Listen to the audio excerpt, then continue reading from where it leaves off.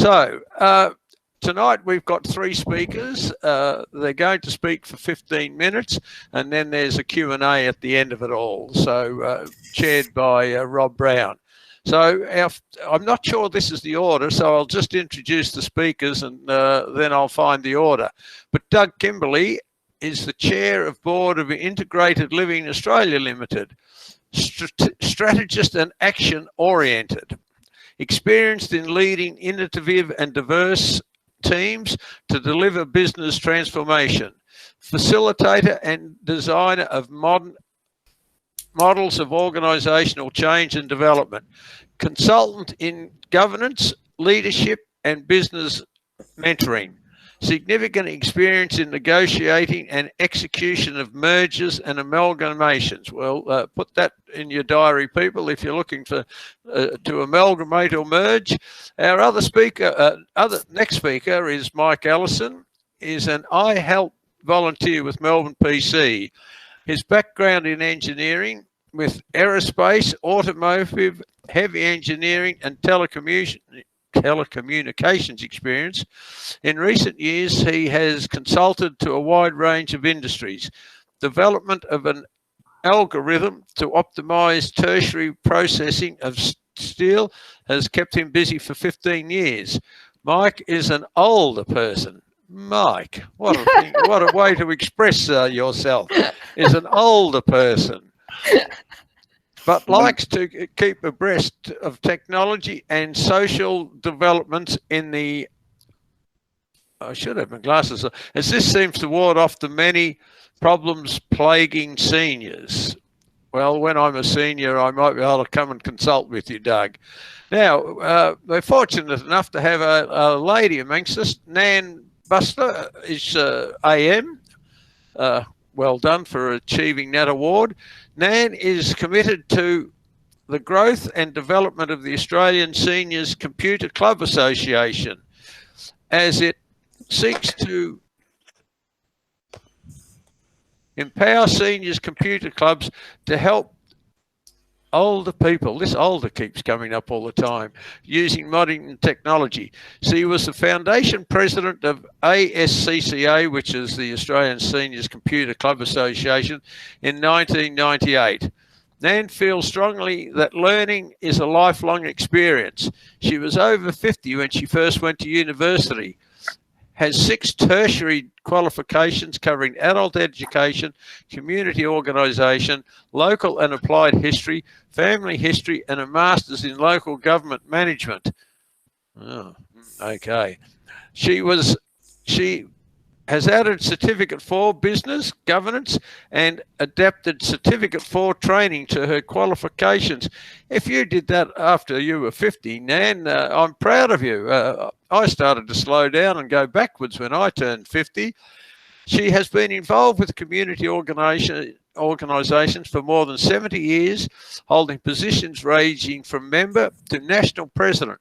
She has community awards including ANZAC of the Year, the inaugural APIA Adult Learning Ambassador Award, and was awarded an OAM in 1991, which has now been upgraded to an AM. Well done. Nan has represented seniors at conferences and events both in Australia and internationally, and speaks on many topics. I hope in your talk, Nan, you'll tell us when your next international seminar is going to be. She is a published author. Before retiring, she worked in local government and was an advisor and lecturer at the Faculty of Adult Education at the University of Technology, Sydney. Nan represents ASCCA on many committees. She was a member of the consortium that rolled out the federal government's funded broadband for seniors kiosk across Australia. She was a Senior Week Ambassador for years 2013 to 2016. Nan was the chairperson for 2016, Year of Digital Inclusion, and was awarded the Australian Not-for-Profit Technology Award in 2017. You've obviously been a very busy girl, Nan. So I'd now like to present, let me see here, who's going to speak first? MC Mike. Mike, you're on. just for everyone else, make sure your mics are turned off. You just take your mouse down to the bottom and see the mic and turn it off. I'm just about to turn mine off. So, sorry, Peter. We have Doug, then Mike, then Nan. He's turned his mic off. Doug, it's you. I've been corrected. Doug, then who is it? Doug, Then Mike, then Nan.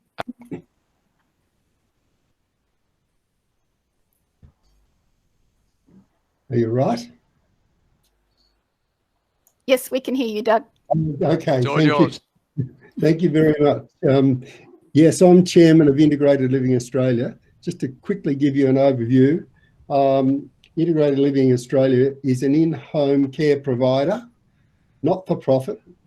We've got over 20,000 customers or clients from Northern Territory straight down, right down the southeastern seaboard to southern Tasmania. So we are truly a national organisation. We specialise in the provision of services in rural, regional and remote areas. We don't operate in Melbourne, Sydney or Brisbane.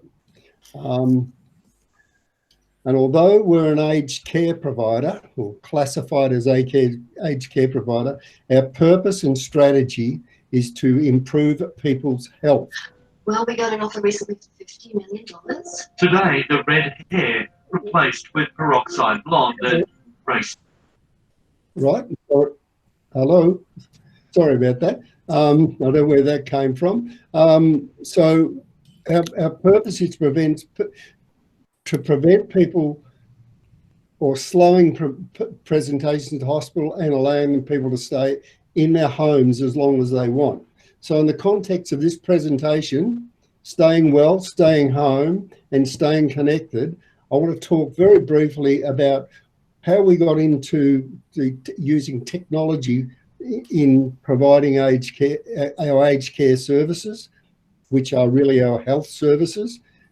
Talk about what we're doing now and give you an overview of a couple of the things we're looking to do in the future. We first got into using technology to assist people through a project that we were awarded in 2013-14 in 5 Aboriginal and Torres Strait Islander communities in northern New South Wales and in Queensland. What effectively this was allowing people, appointing nurses who had telehealth experience, providing people that applied to be involved in this exercise, and 136 of them, with iPads, teaching them how to use the iPad, teaching them how to look at what their chronic health disease indicators were, and how they could report through using telehealth and reduce the number of times that they had ambulance or families calling for them to go to hospital, taking control of their own health. This went through 2013-14, funded by the Commonwealth Government and under an NBN project, and also with the CSIRO. It was an absolutely great project, and the reports, the research and report back was that it really set out to empower people to stay in their homes, to be able to report their vital signs through telehealth to our nurses, who could then make recommendations to them to either go to their doctors or whatever the other processes might be. What was interesting though, and I'll pick up the point that someone made before, you had to be over 50 and you had to have at least one chronic diagnosis, one chronic health diagnosis. Many of those people had up to 5 chronic health diagnoses, and through this process, they were able to stay in their own homes rather than present in hospitals. So that was 2013-14. So what we've done since then is we've developed what we call Wellness for Independence programs. So they cover memory, low vision, diabetes, cooking and nutrition, foot care, cardiac health, respiratory and palliative care. We designed pop-up clinics and targeted communities, mostly in northern and down the, I guess the coast of New South Wales region, where we had caravans and buses, and our nurses went in and invited people in to talk about these chronic health conditions.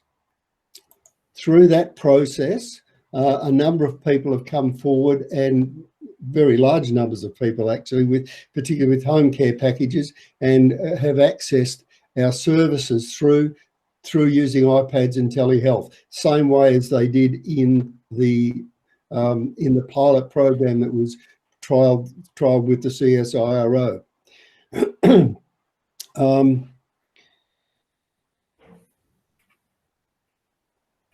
I guess from my point of view, the aim of knowledge about your health, self-awareness about how to handle your health issues, and self-manage the chronic health indicators has certainly assisted people stay in their homes and take control of their own health. So that's the sort of telehealth stuff. And one of the things that hit me in coming into this was with this COVID-19 thing is, isn't it great that a number of GPs in Victoria can now use telehealth, where we've been using telehealth since 2014 with old people like me with chronic health conditions to control and keep them in their own homes. One of the other things that a big spin-off that we've come up with in terms of using technology to keep people in their homes and keep them healthy is that we've developed at the moment 7 wellness centres around, well, there's a number in Queensland, a number of New South Wales, and one in Launceston, where we have, as well as having a number of programs for people to come in, we've also put in some very high-tech gym equipment, HERS equipment from Finland, which is calibrated down to about 5 grams. The main thing with this is that you come in, you log in, you know who you are, you've got a program that's been developed by one of our exercise physiologists. Those machines are then calibrated to you. Your information is stored in the cloud. And as you progress through coming into the gym, that upgrades the testing and strength testing and improves your health. This is another area of technology that I think is really important. One of the clients in Newcastle, just as an example, was in a wheelchair. That guy now doesn't use a wheelchair, he walks. And it's as a result of using this gym 3 days a week for a number of months. So that's another one of the uses of technology that we see are really important. And I would expect that over the next, after we get through COVID-19 and all of that sort of stuff, because we've had to close the gyms down, I would expect that we're going to build a number of wellness centres, some in Victoria and more in Tasmania. So I would hope that these are a great success in assisting people stay out of hospital, stay in home. Another important use of technology is that we've now developed an app which allows our clients to tap into our system to know who's coming to provide them a service, when they're coming to provide them a service, to log and say we need additional services or whatever that might be. We did this with a small company named Halo, and as a result of that, we won an internet or Asian Award for technology for assisting in aged care. Just to give you, I'll just read a couple of the statistics from that. We've got 3,000 people using that app on their most of them on their phone. 89% of those 3,000 gave it a very high satisfaction rating. There's been a 23% reduction in customer calls, or most of those in terms of complaints to our call centre. And what is really interesting, the average age of people using that app is 77 years old, and the oldest person using it is a guy in Newcastle, and he's 98 years old. So if anybody tells you that we old people can't use technology to assist in our own healthcare, then there's some evidence that they can. COVID-19 has been an interesting exercise for us because, as I said, we've had to close down a range of our activities. However, one of the things that we've been able to quickly get people to adapt to is a virtual activity centre. So again, people using devices, whether they be a laptop, a phone, or iPad, we've developed a range of programs that people can log into. They can access this through their home care package payments, all of that sort of stuff that's been in their plan. And we've been running those on a daily basis for people. The sort of things that are in that is, if I can just read to you, I've just got the program delivered to me today.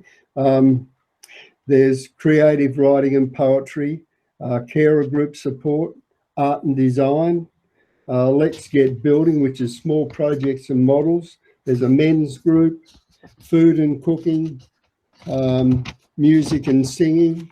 So providing a whole range of programs for people that were coming into our activity centres previously, but now they are doing that virtually.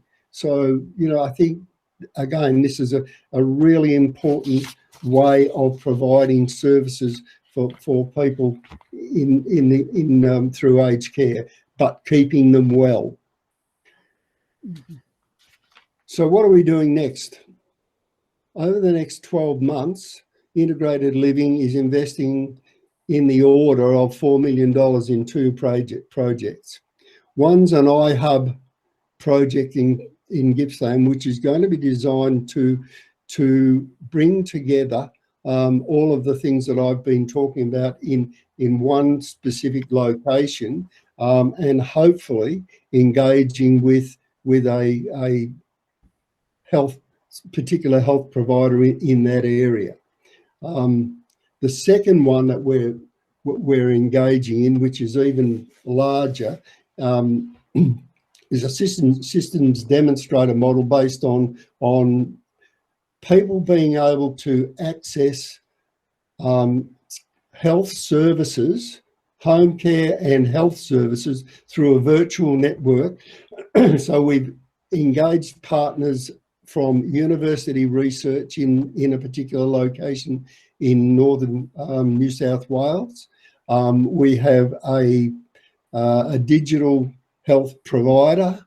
We've got local medical services and our own nursing staff, and they're all coming together through the local PHN, public health network, to be able to provide this virtual service for anybody in that location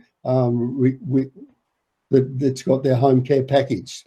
So all in all, Integrated Living is recognising that technology is, and I guess even more than just technology, but artificial intelligence and technology is developing in this healthcare area, and it is going to be most important in the aged care sector. Thank you very much. That's all I have to talk. Yep. Thanks very much, Doug. I'll just pause my. You did that with 55 seconds to go, so well done. My only comment on what you've done, I must be more than elderly. I must be very old. I had to go to the doctor today, and the receptionist said, "Do you want to do it over the phone?" And I said, "No, I like it to see. I like the doctor to see me. I'm not one of these remote virtual people. I'm old-fashioned." Okay, thanks very much, Doug. So now I'd like to introduce Mike, who's going to speak to us for 15 minutes on what he has to say. Over to you, Mike. I want to talk about several areas. First of all, basically what iHelp is, the type of requests that we get for assistance, some unusual queries, which is really for a bit of amusement more than anything else, some of the challenges we face, and also some general points about iHelp and how there's probably lots of services that we provide, the club provides, that people are unaware of. So first of all, talking about what the service is, iHelp is available to all MelbPC members and only to MelbPC members, although I will confess to having violated that on one occasion with a member of another club who needed some help, and great stuff. I was able to persuade him to join MelbPC so he could have that for free. And he's done so. Very good. And that also means I get 3 months off my annual subs, which is great. It's a 5-day-a-week service. We run from 10:30 a.m. until 3 p.m. and our 7 members are rostered on to various times during that period. What happens is that members can contact us by email, they can phone us, or they can use the pure chat service. I have to say, in recent weeks, not very many people have been using pure chat. Used to get a fair bit of traffic, but it seems to have died off. Don't know the reason for that.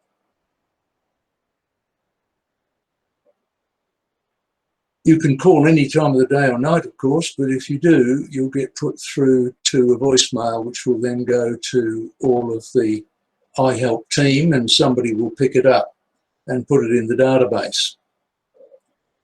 Now, in the first 6 months of this year, we dealt with over 700 calls coming from over 300 members of the club. So it's a fair bit of traffic that we have.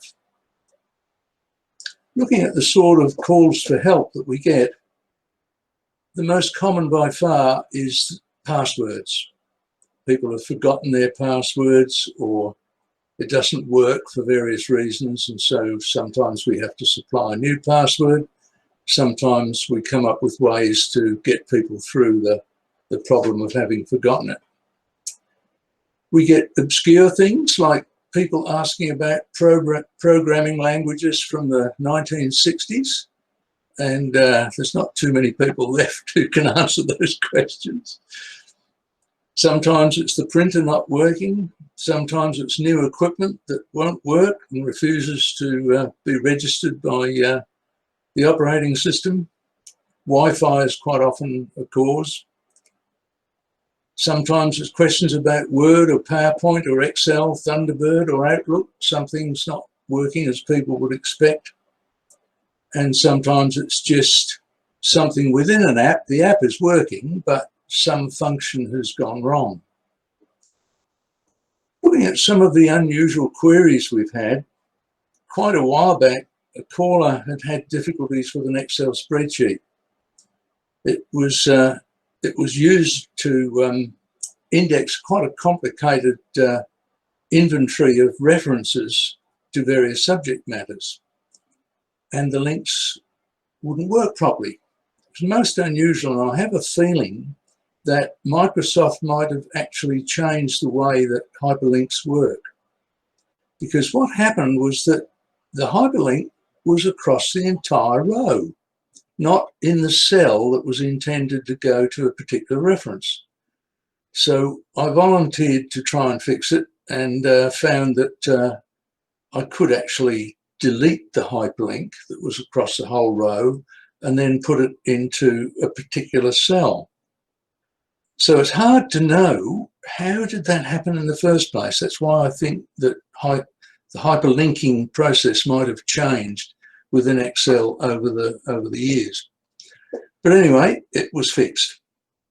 And another Excel query, which was really outside the scope of iHelp, but I couldn't resist it because I like Excel, was that a member had a large list of things and needed to highlight entries that met a particular condition. So I volunteered to put conditional formatting in to do that, and that was a big help to the member. A recent one was a member's webcam that wasn't working after NBN had been installed. Don't ask me why NBN should affect it in any way, but it wasn't working. So we went through the usual things. Let's look at all the settings. We used the wonderful Quick Assist to do this, and I think Quick Assist has been misnamed because it's actually very, very slow to get started. Once it's started, it's okay. Anyway, looked at all the properties, everything was okay, and really couldn't see any reason why the darn webcam wouldn't work. Had a little bit of a poke around on the desktop, and there's the original installation software for the webcam, which was supposedly installed. Anyway, strange messages to say that it's not completely installed. How can it not be completely installed? So we double-clicked the software, it ran, and the webcam started up. How's that? Now, sometimes, and I wouldn't want to single out any particular software supplier, but I think we all know where they're located in North America, where I used to live and work. The test of madness is when you keep doing the same thing and expect to get a different result. Well, on one particular occasion, I tried the same thing 12 times. On the 13th attempt, it worked. So I wasn't mad. The software was mad. Sometimes when we're answering a query, it's evident, and I guess this is more germane to the theme of this session, somebody simply wants to have somebody to talk to. We've got a lot of elderly members living alone, and it's not too hard to pick up the fact that they want to have a bit of a chat. Well, that's okay. That's good. You have a chat. Now, sometimes we get questions which are beyond the expertise of the iHelper, because we're not all experts in everything. And help is a thing that's been around in the club for many, many years, and it has only recently been resurrected.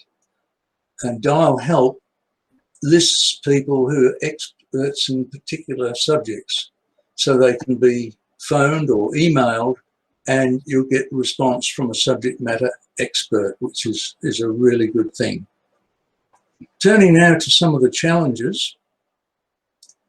Some of our members have got sight, hearing or speech impediments, and that can make it difficult to do the job. There is some general forgetfulness amongst a number of our members, and some of the problems are so complex that you can't really do it over the phone. Well, that's where Quick Assist comes in to help do it, and you can take control of the person's computer, which is great. Sometimes you get nervous. We have a service called Home Visits, which is generally for people who may have some handicaps or confined to their homes, can't get out. And I went to a retirement village not very far from where I live, and a charming couple, they both had a tremendous background, welcomed me, And the man opened his laptop and said, oh, this is what's important to me. And he proceeded to put in his username and password and opened up his term deposit of several $100,000. I sat there thinking, oh my stars, I hope he doesn't get robbed. There's no way I can remember all the stuff he put in. But if he did get robbed, I wonder who'd be the prime suspect in this crime. Just turning to general things, there's, I don't know how many of you have been to the iHelp page, but at the top of the MelbPC site, there's a number of menu items across the top. And the one on the far right is iHelp. Now, if you click on that, you've then got access to a menu of a lot of help subjects that you can click on and actually get the little text that will show you the tricks how to do things. There's also a very important facility there called Check Your Email, a little button called Check Your Email. And when you click on that, it's probably the easiest way to get into your email and to Office 365 online. And very often when people say, I can't remember my password or my password isn't working, if we go in that way, the computer has, or the browser more correctly, has actually remembered the password. So you don't have to get a fresh password. The browser's remembered it, and you can get into your email and get into Office 365. Another point I'd like to make is that quite a few of us in iHelp are getting on a bit, and we could do with some new members. So if there's any younger people there who are hankering after an IT job, it's a very good training ground to join iHelp and offer help to your fellow club members. You find that is rewarding. The iHelp phone number is 92764088 and the email is ihelp@melbpc.org.au. And Peter, I'm sure you're not ready to ring that bell yet, but I am. I've done. Mike, you've done very well. You took a lot longer than you said you would. You still had 2 minutes to go, but very interesting. I must admit that I'm a very happy customer of iHelp. I'm hopeless with names. I don't know, but I've used their services a couple of times. I did contact them once and offer my services because I said I had one expertise in computing. I knew how to turn it on, play solitaire and turned it off. And if they'd restrict their questions to those three matters, I would be a great help to the organisation. Sadly, they declined my offer. But thanks very much, Mike. Very interesting. And I hope people got something from that. It's a service that's worth your fees, actually, if you ever need it. So well done.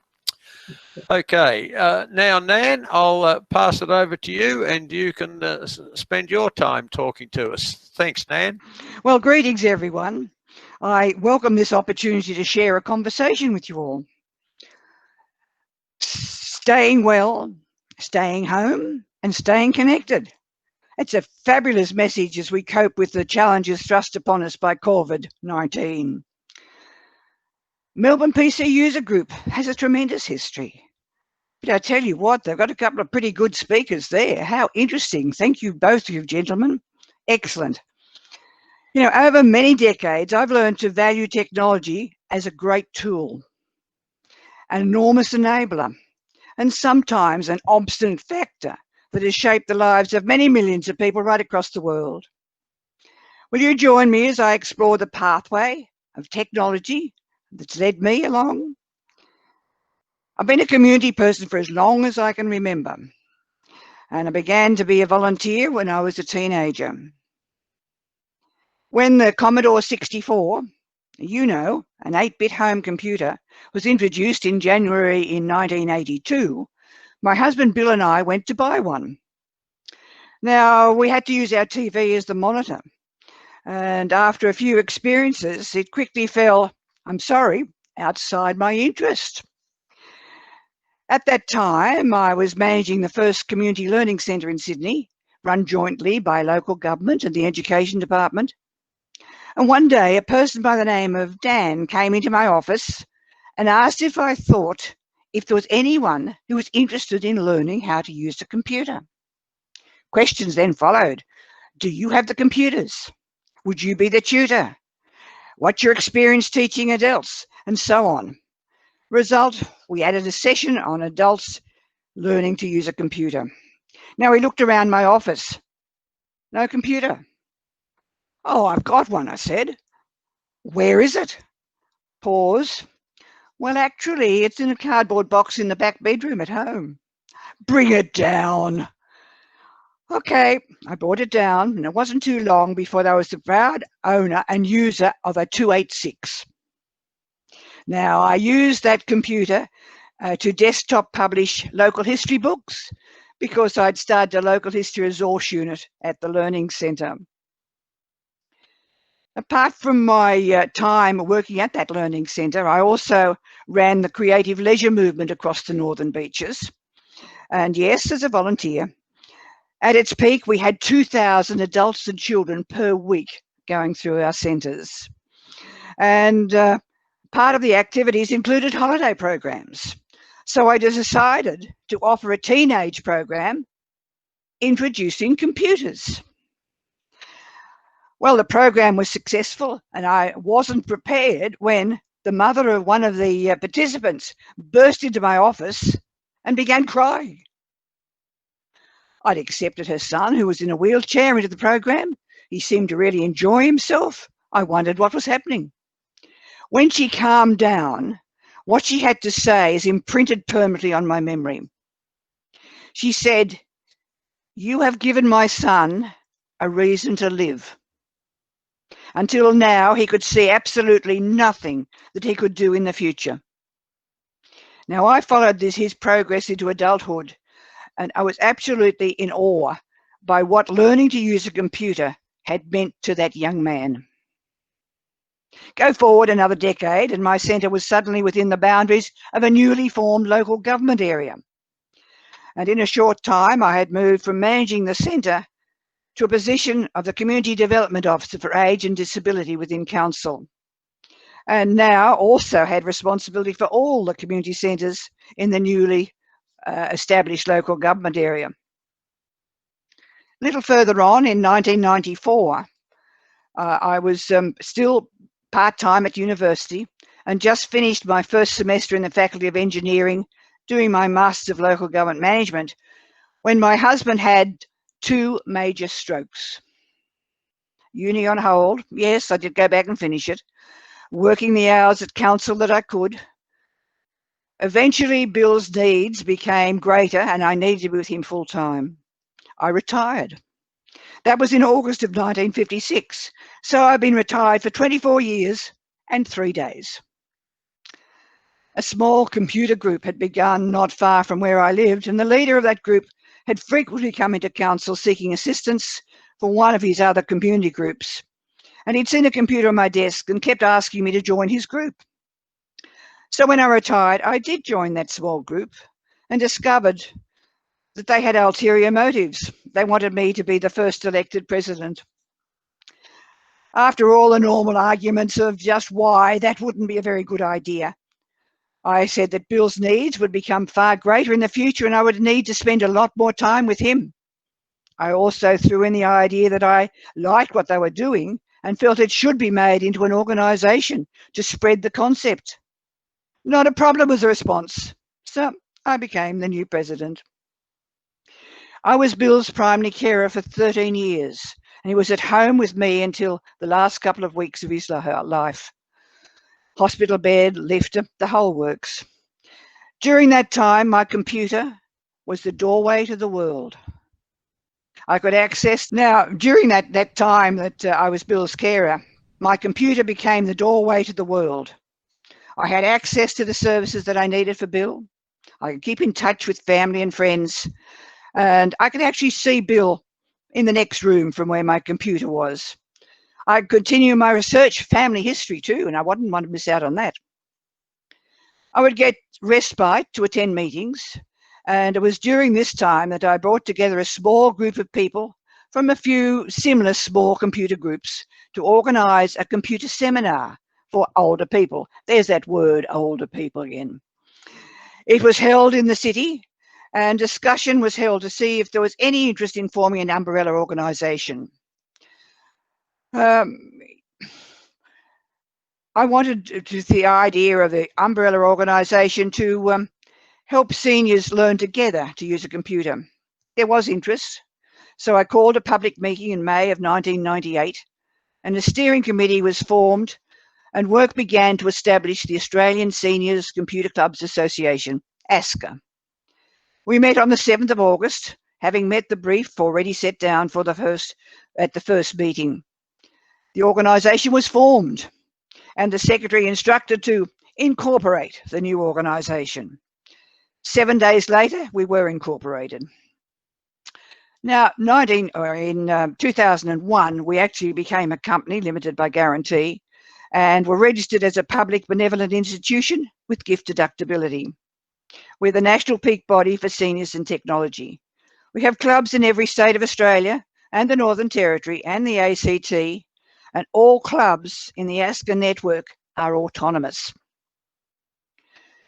That first seminar has long since become a 2-day national conference. In the 21st century, information technology includes not just computers, so the name was modified. And in November last year, I organised the 21st Australian Technology Conference for Seniors. The 22nd one is going to be online. This year is going to be very different. I may have been the driver and founder, but like most successful undertakings, ASCA has always been a team effort.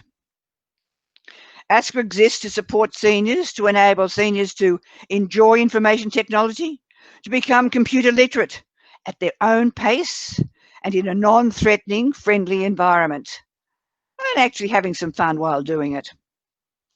Seniors are like other age groupings. Many do use technology and wish to continue to do so. Some haven't yet seen a reason that motivates them to even try. And there are others who would like to, but are just too hesitant to try. Our mission is to assist clubs in educating seniors in the use of digital technology to enrich their lives and help them become more self-reliant, to bridge the generation gap and empower seniors to benefit the community through their collective experience and knowledge. Our objectives include encouraging innovation and best practice among seniors computer clubs, develop resources such as training manuals for the use of clubs, facilitate networking between clubs, other senior organisations and corporate world, liaise with all levels of government regarding policy issues affecting information, communication technology and seniors. Some of the milestones. 2004, ASCA became a foundation partner in the Microsoft Unlimited Potential program. We even met Bill Gates. 2005, we received the Senior Achievement Award for Education and Lifelong Learning. 2008, we used digital photography to build a bridge of friendship with seniors in South Korea. We couldn't speak their language, they couldn't speak ours, but we exchanged photos. We have a particularly strong relationship with many overseas countries, particularly as a member of the Asia-Pacific Positive Aging Consortium. In 2008, ASCA was part of the consortium rolling out those broadband for seniors kiosks across Australia, about 2,000 of them. 2017 was the introduction of SWADE, a digital expansion program that we are running or have been running in Western Australia, Northern Territory, and at the moment particularly in Arnhem Land with the Aboriginal communities and in New South Wales.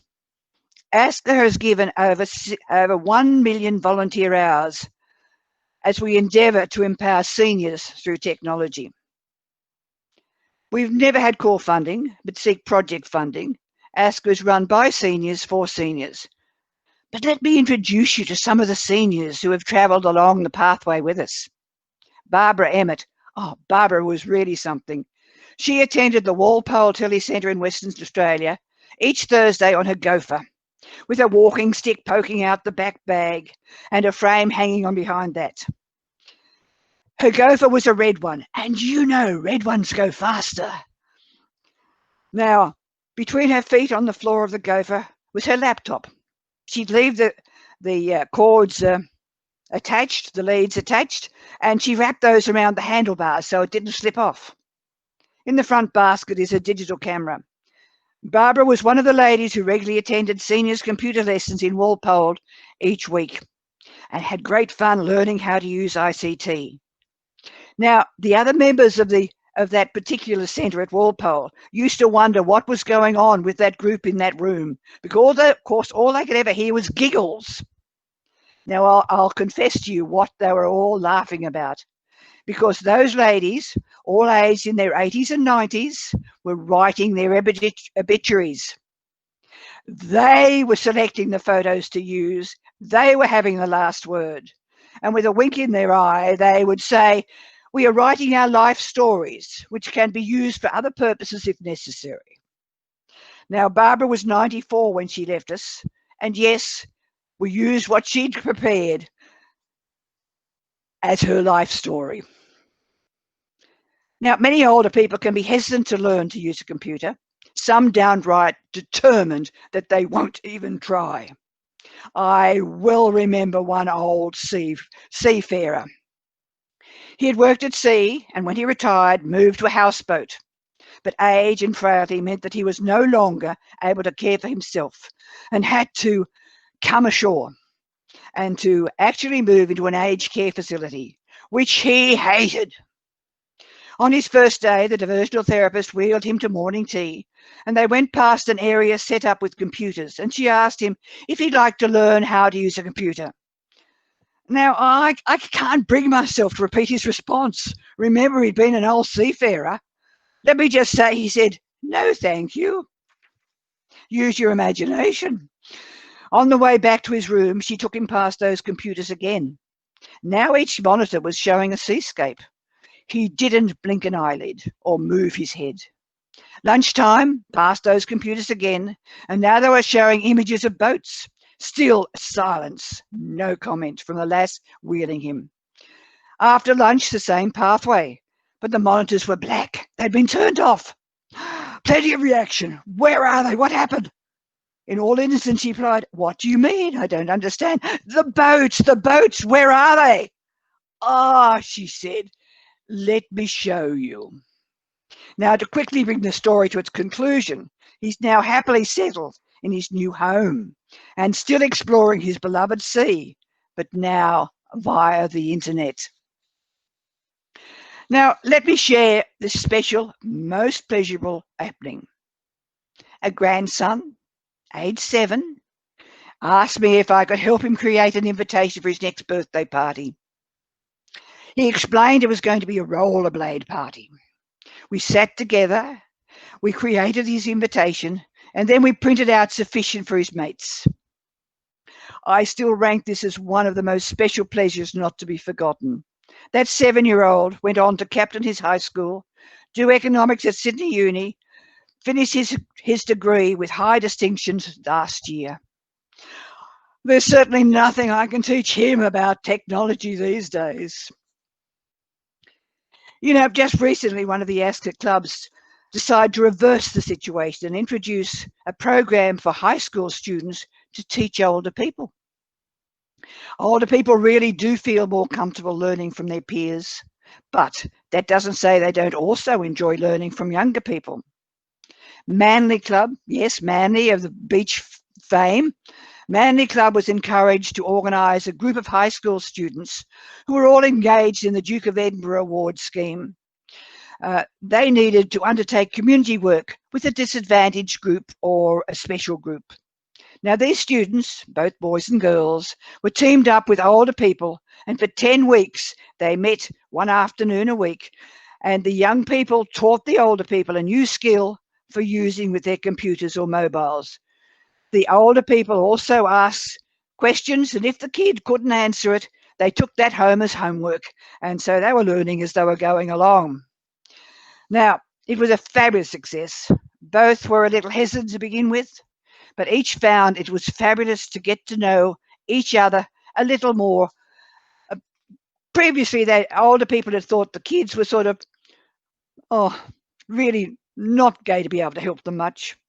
And the youngsters were quite wary of these old fogies. Well, learning's a lifelong experience for us all, and no matter what age we are. Now, I've got to be careful I just don't keep raving on about the people I've been involved with. So let me just finish by applauding and thanking MelbPC User Group for creating this opportunity for us to come together and share our stories. Stay well, stay home, stay connected is exceptionally sound advice. Technology allows us to open the doorway to the world. It's just too good to miss. Thank you for making such good use of technology. Thank you, everybody. Thank you very much, Nan. Very interesting. I have to tell you that I play tennis twice a week, and 3 of my tennis players don't even own a computer. It's I've got no idea why, and it's a bit of a nuisance because I've got to print everything out that's sent to them and give it to them as a hard copy. Just a slight bit of advice, Nan.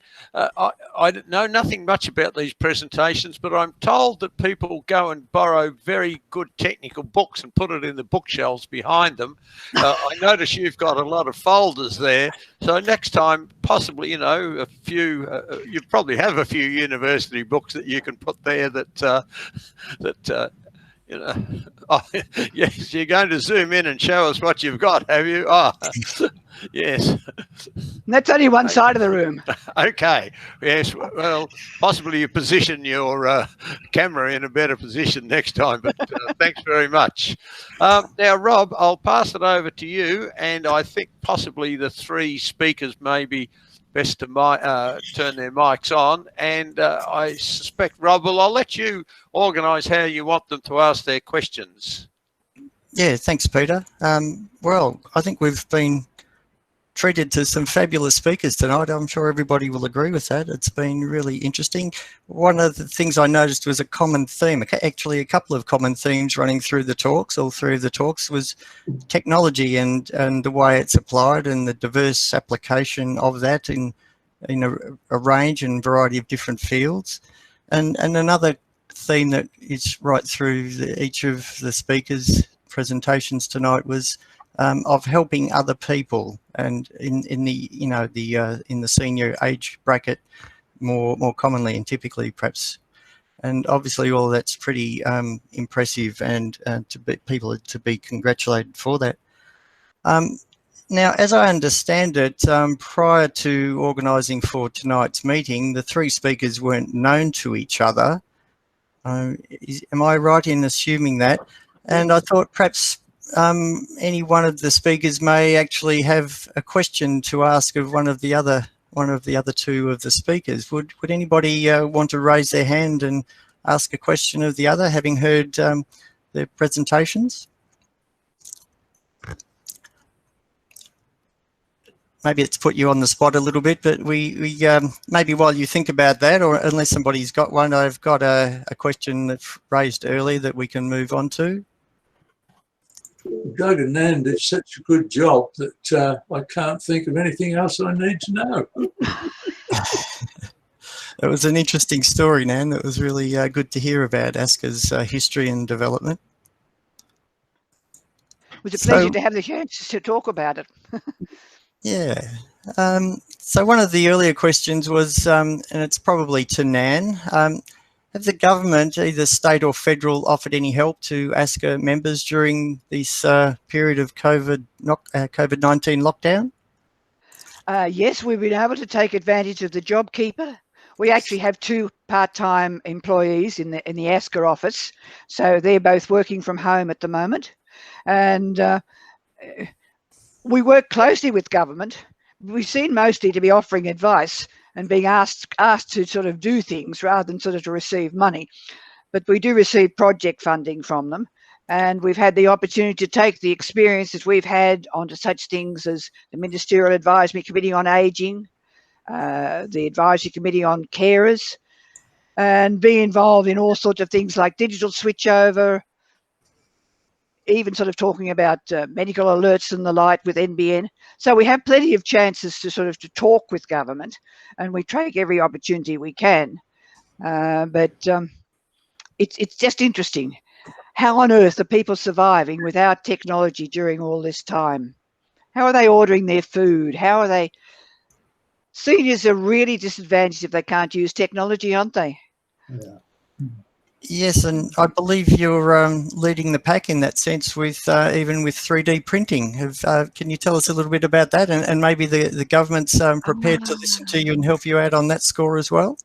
Oh, I tell you what, that 3D printing was really fabulous. At one of our conferences, we had quite a young chappie talking about what he had been doing with 3D. And it was quite amazing. At morning tea time, there was this young chap totally surrounded by very elderly old engineers who were fascinated by this young bloke who could tell them so much about 3D printing. And he had some examples with him. And it's really sort of the way of the future, isn't it? But I can't understand just how important every aspect of technology is. Every advance is taking to another step. And this 3D printing is fine. But what I enjoyed most of that was to watch all of these old engineers talking to this young bloke, seeking his advice about what was happening next in this particular field. We always learn. I think, Nan, people listening to us tonight, there'll be a lot of people with a similar interest in the 3D printing area. So maybe you'll be getting an invite down to Moorabbin to join us on a 3D printing workshop one day once we come out of COVID lockdown. Well, I have to warn you, I'm a people person far more than a techo. Well, you know, the MelbPC thing is largely about social interaction, isn't it? So I think that's good. Do you know, that social interaction is just so important within organisations. Any one of the ASCA clubs who have not made arrangements to keep in touch with their members and their trainers via Zoom or whatever platform they're using, they're going to find it very difficult to even start back again when things go back to normal. Because our members, many of us are in our 80s and 90s. Most of us, or a lot of us, live alone. And that social inclusion is just so important to our general well-being. And missing that is terrible. So that's where we've been using this online interaction to try and provide just a little bit of that social inclusion and keep people happy. Yeah, that's great. I should invite people to click down to the 3-button menu so that you can reach the chat and type in any questions you may have that we could put to the panel for discussion. I guess I had one in the meantime for Doug. I think you touched on the Better Boards conference. Doug, can you tell us a little bit more about that? Better Boards conference itself. Yeah, the Better Boards conference is run by a friend of mine, and it was done online. Fantastic this year for the first time. I think he's been running it for 10 years, and his son and daughter-in-law took it over and ran it online. From memory, we had about 180 participants at one time. CEO of Integrated Living and myself gave a presentation. I was blown away by the number of people that came into that session. It was a pre-recorded session. They turned on, and then we had a live Q&A, and it was just blew me away. And you know, I've been talking to a number of people about these virtual conferences, and it's quite amazing how they've taken off. And they're even saying, well, after COVID-19, we'll probably still have this component of conference done by virtual means, and that's fantastic. Yeah. Interesting. Thank you. I might go back to Nan with another question, if that's all right, Nan. Mm-hmm. Do you think that pensioners should be given additional data allowances on a permanent basis now that online meetings seem set to stay, at least until we get a vaccine and get COVID under control? Is that something that you've had some discussion about already? We have had discussion about that already. There's no doubt about that, because for a lot of older people, they have limited fixed incomes, and the cost of the internet is really something that they don't want to actually spend their money on. In fact, there's a strata of older people that we haven't reached yet, which we really have to reach because they're disadvantaged. But they don't know people who use the internet. They see no value in it, and they think it's a waste of their money. And they can find money for other things, but not for the internet. But the cost of the internet is a problem for some people. That is always going to be an issue. And we talk a lot with the various telcos about that. And they are trying to do something about it. There are some cheaper programs or contracts that they can take out. But it is an issue, a big issue. Okay. And Mike, a question for you. I had a note against your name about Poka-yoke. What can you tell us about that? Poka-yoke is Japanese for mistake proofing, something that is rarely done in software. I'm sorry to say, it transformed the automotive industry, where horrible things were happening. The left-hand brake was being put where the right-hand brake should be, and cars were skidding off the road, things were breaking. But Poka-yoke fixes all that. It was preceded by what was known as Baka-yoke, or foolproofing. And the story behind it was that the forewoman of this group went home upset, and the manager followed her and said, what's wrong? What's the problem? And her words were, in effect, "We're not fools." Well, we'll change the name to Poka-yoke, which is mistake proofing. It's an absolutely brilliant and simple concept due to Shigeo Shingo, a Toyota engineer. And we do badly need that in software, because there's an awful lot of software which is not mistake proof. So do you find application for Poka-yoke in your dealings with our members in the iHelp situation, or is that a little bit outside of scope? Well, it certainly crops up, as the need for it is obvious, because as you work your way through a problem, quite often you might show somebody something and it's obscure and arcane and complicated. And it becomes obvious that if the software had been written better, it could have been mistake-proof, so that instead of going to the wrong branch on the menu and then the sub-menu and the sub-sub-menu, all this nonsense that we see in a lot of software, if it had been put right up front, it would have worked much more simply and more effectively. So there is a need for mistake-proofing, for Poka-yoke in software. I think we're a long way away from it. Yeah, I guess it's an objective that people strive for in all fields, yeah, across the board, not just technology and so on. So I actually had a question, if I can put it to Doug, just in terms of gym equipment. You talked about developing of personal programs for the use of gym equipment to, I guess, target people's individual concerns or issues or ailments or whatever it might be. I'm wondering a couple of things with that, how you go with new clients and in their acceptance of new technology, and more particularly in the this overall change situation of the the COVID lockdown and isolation and so on. How have you had to adapt in that sort of sense? Yeah, well, we've had to adapt. The way, we'll just pick up the first part of your question. When we opened these wellness centres, I've got to say to you, I was at the opening of two of them, one in Queensland and one in New South Wales, and we were overwhelmed by the number of people that wanted to come in and have a look for a start, sign up and utilise those.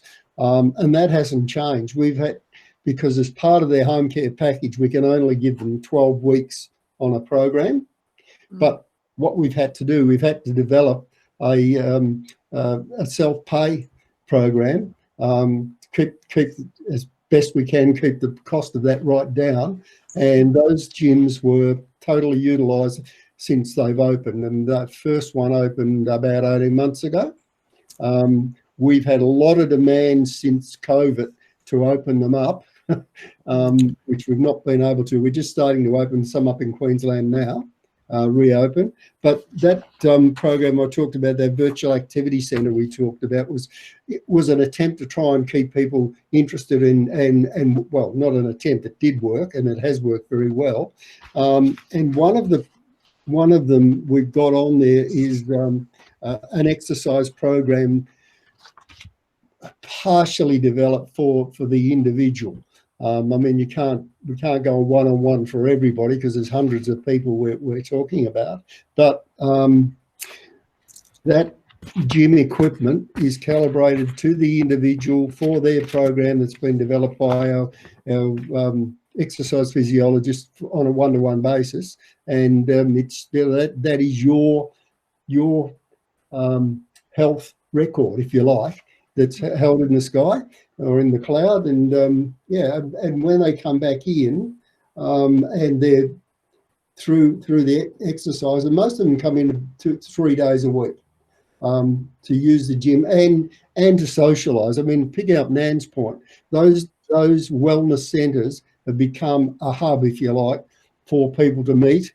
There's friendship, there's walking clubs and all sorts started out of them, and it's worked very well. So yeah, we're looking forward to the end of COVID-19 to be able to reopen all of these. And as I said, we're looking to put at least 2 or 3 more of these in different locations. Okay, very good. I do have a couple more questions, but I thought I'd just check in with Peter. How are we going with our timekeeping to see whether we've got time to squeeze another couple of questions in? Yeah, not a problem, Rob. Actually, another one for Doug is, can you tell us, Doug, about how the Gippsland project got started? We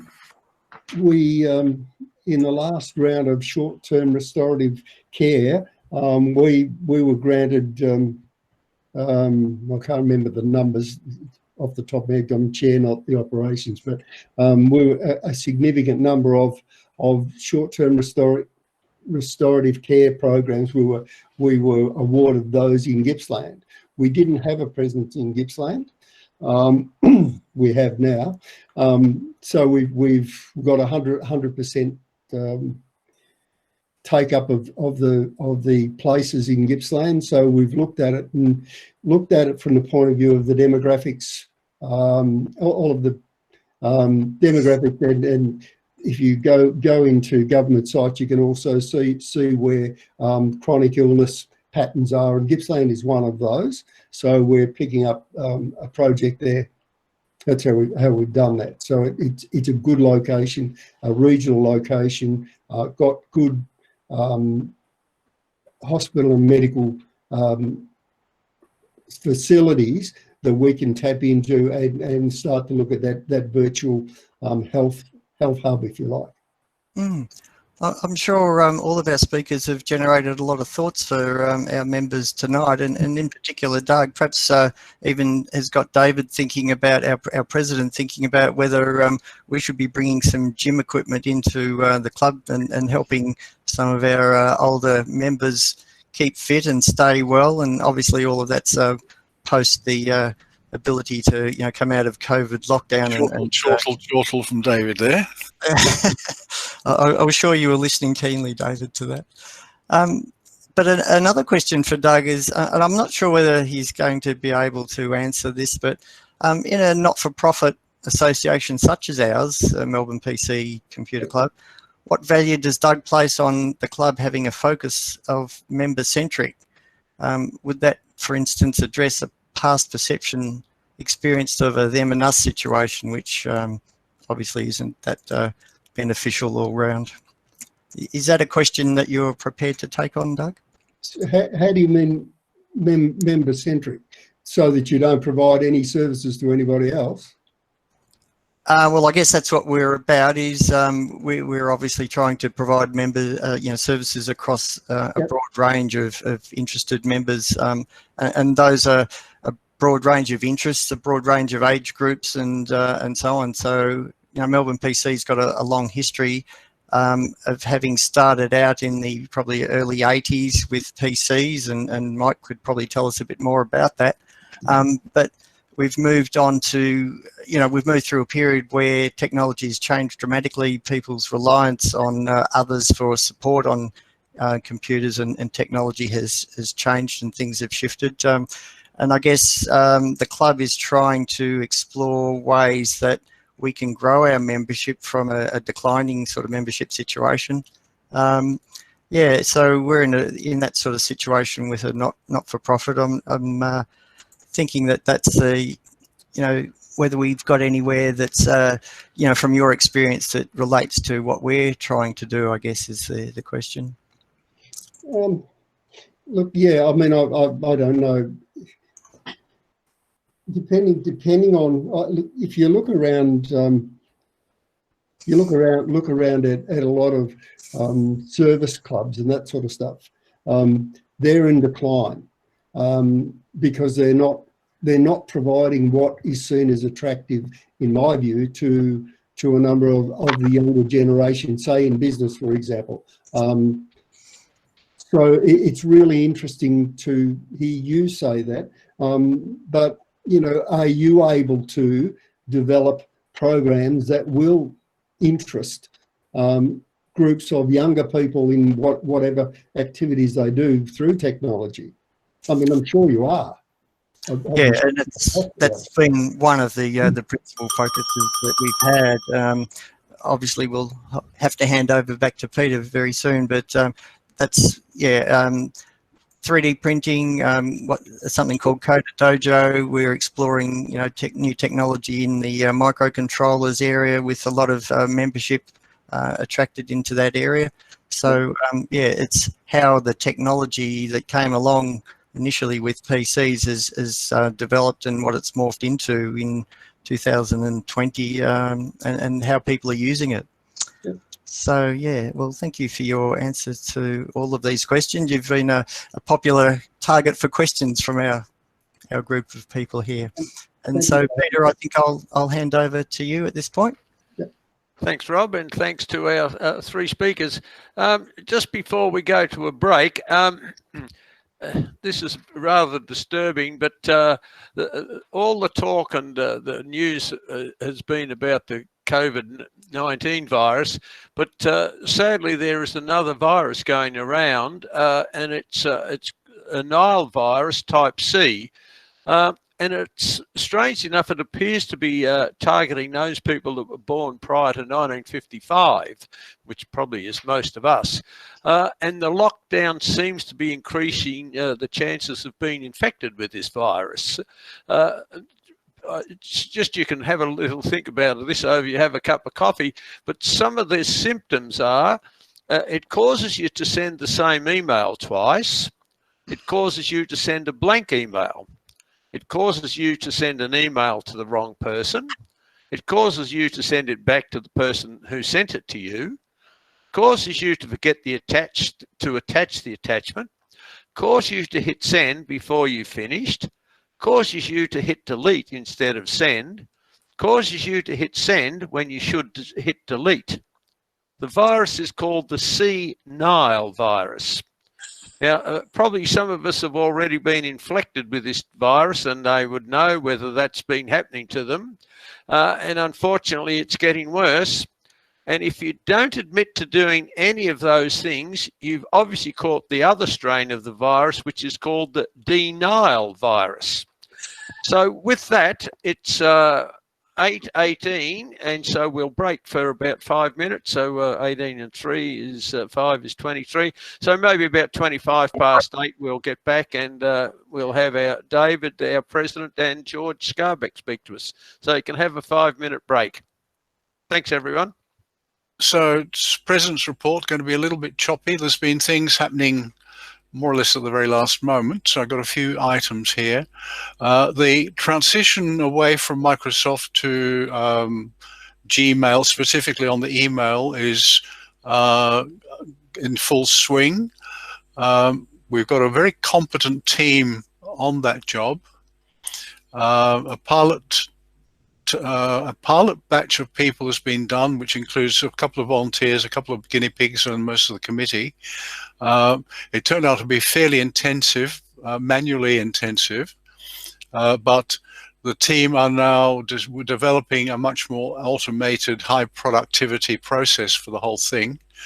The first batch is going to be done in batches still. The first batch of 200 is being readied right at the moment, and notices will go out to those people by email and or SMS fairly shortly. The experience of that will be used to tune the process hopefully better, and then the idea is that the rest of the membership can be done in 3 big batches of around about 500 each, which would take the total to more than the total membership. So that's the idea at the moment. This is being done in a fairly agile method. I think I'm right in saying that. So the tools are being developed with experience as they go along, but they are getting there and will get there. That's about all I can say about that, because I'm technically completely ignorant about the whole matter. On the subject now of the vehicle, the platform being used for SIG meetings, initially we adopted Google Meet, which is what we're using for this monthly meeting.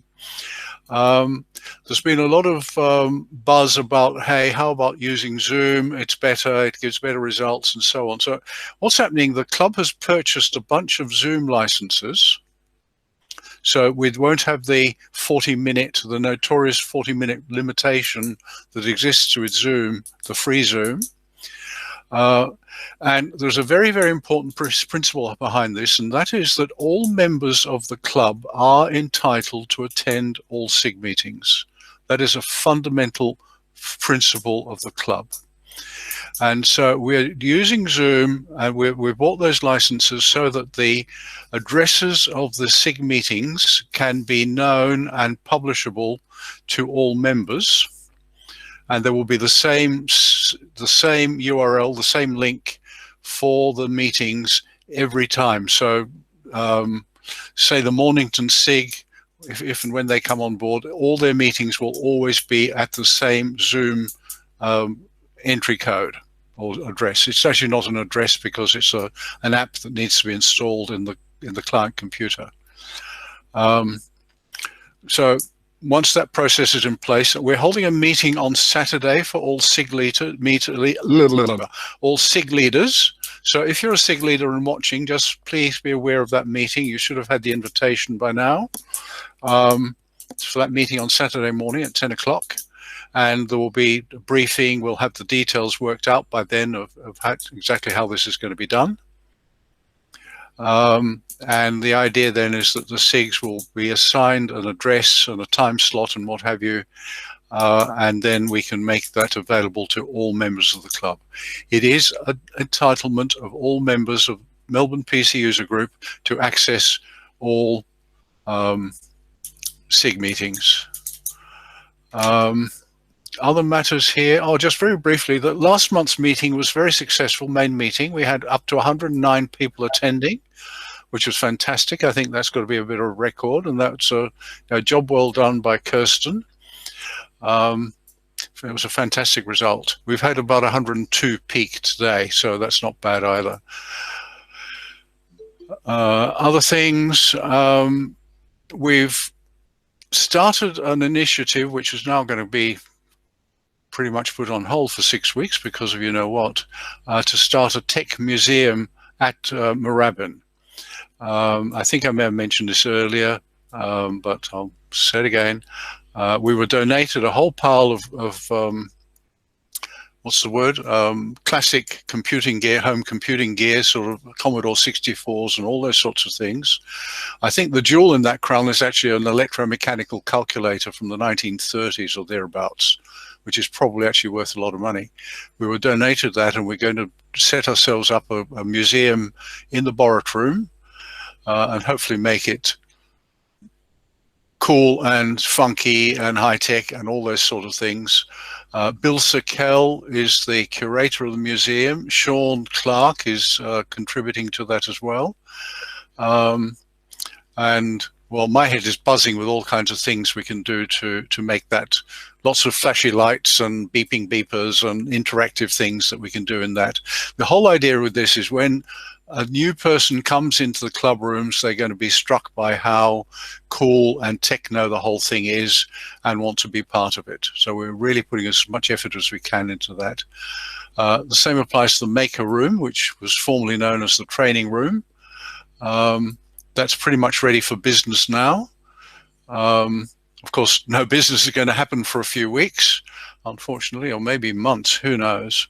But that is now pretty much equipped to do electronics work, and by the time we open up, there will hopefully and probably be a lot of other things there. Following on from the maker room, the whole Moorabbin premises is kind of up for grabs in terms of rejigging it and modernizing it and making it much more attractive.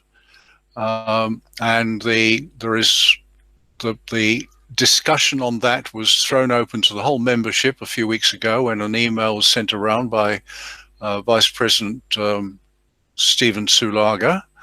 Everyone is allowed to join in. They need to contact Stephen just to be enrolled for the discussion room where it's taking place. We're not using Yammer.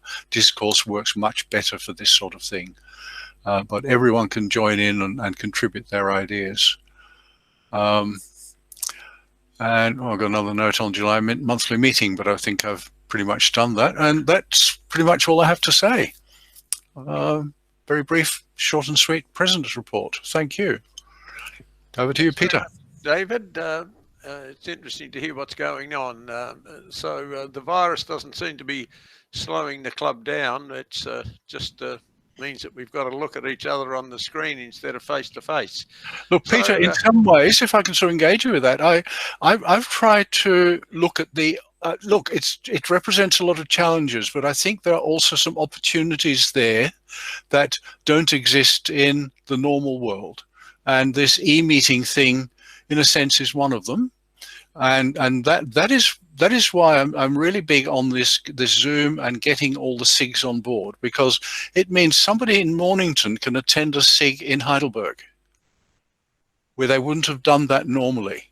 I was speaking to one SIG leader, I'm not sure if he's in the meeting at the moment, about that, and he's suddenly got all excited when he realized that, gee whiz, my members in Essendon are going to be able to join into the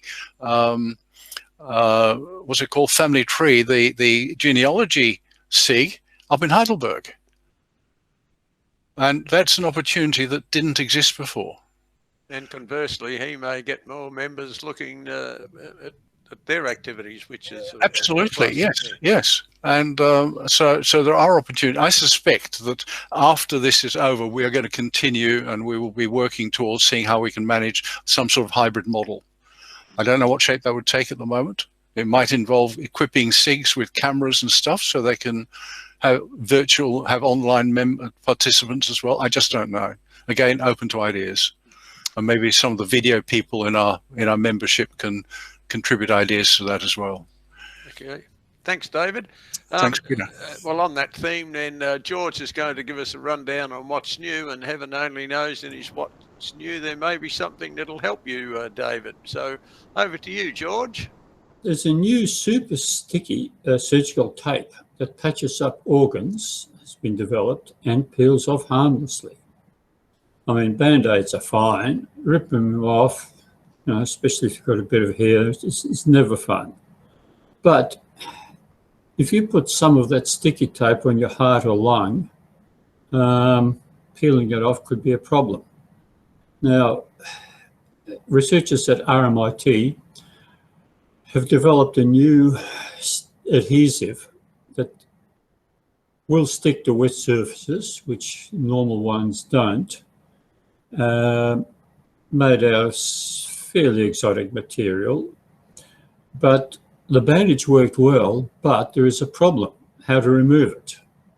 And they managed to get something you just spray it on, doesn't matter how long the bandage has been on around your heart. Once it's no longer needed, it comes off. Sounds great. However, they've got to open you up to spray it. I'm guessing they didn't say that, but I can't say how else you could spray someone's heart or lung. Seeing as a computer club, Japan's Fukatsu computer has surpassed Summit as the world's most powerful supercomputer. There's an awful lot of stats on there, but I'll skip majority of them. And there's also many statistics. How do you measure which is the fastest? And historically, it's been just one figure, something, Linpack, solving massive parallel equations and looking, and it's measured in megaflops, or in this case, it's petaflops. But there are many other ways you can measure it, because that doesn't account for I/O, interconnection speeds, etc. However, it's about 2.5 times more powerful than the current American fastest computer, the Summit. Now, it can also run, by the way, it's got 415 petaflops. That's a staggering number. But running in single precision mode, it tops 1,000 petaflops, or an exaflop. Now, what does an exaflop mean? I did some arithmetic and created an analogy. Suppose you're a real hot programmer and you've written an encryption program that has been reviewed by programmers, cryptonologists, and found there's no backdoor. The only way, if you haven't got a password, has to be brute force. And you pointed out to the general, so in the military, with this, if you have 1 million attempts per second, it'll take 1,000 years, a millennium to crack. And I'm making the assumption that 1 million attempts per second is equivalent to 1 megaflop. Sounds impressive. Well, what does an exaflop actually mean? A gigaflop will reduce that to 1 year. A teraflop will crack it in about 8.67 hours. 1 petaflop will do it in just over 31 seconds. And 1 exaflop will crack that code in 3/100th of a second. So we've gone to 1,000 years to 3/100th of a second. That, folks, is an exaflop. An awful lot of number crunching. And I'll stick with the computing side for a little while, seeing the computer club. Samsung managed to cram 8 terabytes into the latest SSD. Same form factor, but it'll hold 8 terabytes. It's about 15% faster than the existing ones. So you can just pull out your current hard drive and plug in 8 terabytes, which is currently the largest non-enterprise, for a domestic user. So it's big and it's fast. Now, you all are very familiar about the pandemic, COVID-19, that is causing all sorts of problems. I've been interested in astronomy since teenage years, and the James Webb Space Telescope, which is vastly better, or will be, hopefully, than the Hubble telescope. It's been delayed yet again, this time by the virus. And it's supposed to have been launched a few years ago, but now the launch date is October 2021. It comes from a recently completed risk schedule that, ironically, was also delayed thanks to the virus. It was supposed to have been launched in April, but now it's been moved back. The cost has blown out from 0.9 US billion to just out over to $10 billion. A very expensive telescope. I personally really hope that the launch in the French Ariane 5 rocket from French Guiana will be successful, because 20 years of planning and construction will depend on that. My personal guess, if the launch fails and it blows up on the launch pad or shortly afterwards, there might be a few suicides in the astronomy community, having waited 20 odd years. Now, something different was mentioned briefly in Yammer, but there's a new material that's been developed called Proteus, and it's the first manufactured material that is non-cuttable. It's fairly light. It's only 15% the density of steel, and it's made out of aluminium with a lot of ceramic balls embedded in it. And I saw videos of high-speed, high-tensile drills, angle grinders, trying to cut through what looks like a bicycle frame. They all fail. The cause is that as the faster and harder they drill, due to the interatomic forces between the organic and the ceramic grains, the force and energy of the disc, the grinding disc or drill, is turned back on itself, is weakened and destroyed by its own attack. And lots of videos demonstrating it. And also, it's equal protective against high pressure water jet cutters. If you haven't seen them, there's lots on YouTube. You can cut through quite thick steel using just water mixed with a bit of abrasive in a very fine jet. It's like going through the jelly, but when you hit the nuggets, they vibrate in such a way it destroys the cutting bit, or with water, it'll just hit the tiny ceramic ones and spread and lose its effectiveness. Now, I've also been interested in photography, but is a camera system with bugs in it, but that's okay.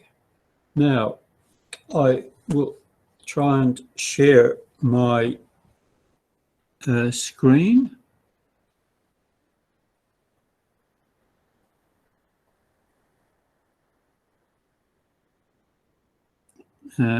Entire screen hopefully is being shared.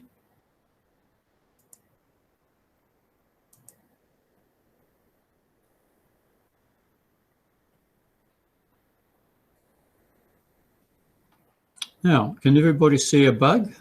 Got that. Got that? Okay. Yep. This is a bee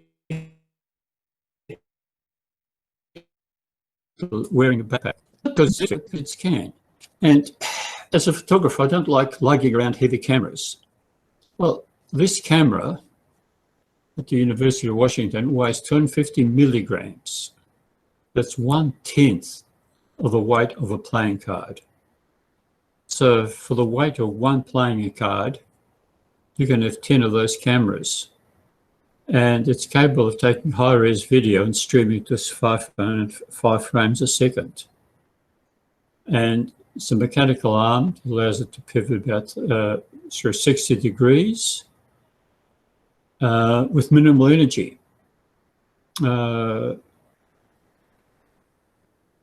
Now, similar to cameras, vision in animals requires a lot of power. That's not a big deal for big creatures like us.